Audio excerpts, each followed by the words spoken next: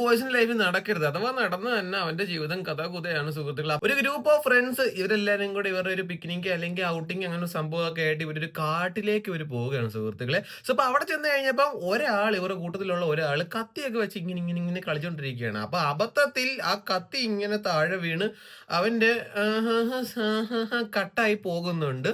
So അപ്പൊ ഈ കട്ടായി പോയ സാധനം എടുത്ത് ഒരു ഐസ് ബോക്സ് എന്തൊക്കെ ഇടുന്നുണ്ടോ. അപ്പൊ ഇത് എങ്ങനെയെങ്കിലുമൊക്കെ ഒന്ന് ആശുപത്രിയിൽ എത്തിക്കണമല്ലോ. ഇത് തിരിച്ച് ഫിറ്റ് ചെയ്യാൻ പറ്റുമോ ഫിറ്റ് ചെയ്യാൻ പറ്റത്തില്ല ഇതൊന്നും അറിയത്തില്ലല്ലോ. അപ്പൊ ഇവരാണെന്നുണ്ടെങ്കിലോ ഈ ആംബുലൻസിനെ കോൾ ചെയ്ത് നോക്കുമ്പോഴാണെങ്കിലോ ഫോണത് റേഞ്ചോ സിഗ്നലോ അങ്ങനെയുള്ള ഒരു കാര്യങ്ങളും ഇല്ല. അപ്പൊ എങ്ങനെയൊക്കെയോ മലയുടെ മണ്ടയ്ക്കോ അവിടെ ഇവിടെയൊക്കെ വലിഞ്ഞു കയറി ഇവർ ആംബുലൻസിനെ കോൺടാക്ട് ചെയ്യുന്നുണ്ട്. അപ്പോൾ ഒരു ഹെലികോപ്റ്റർ ഒക്കെ വരുന്നുണ്ട് ഇവരെ രക്ഷിക്കാനായിട്ട് വന്നു.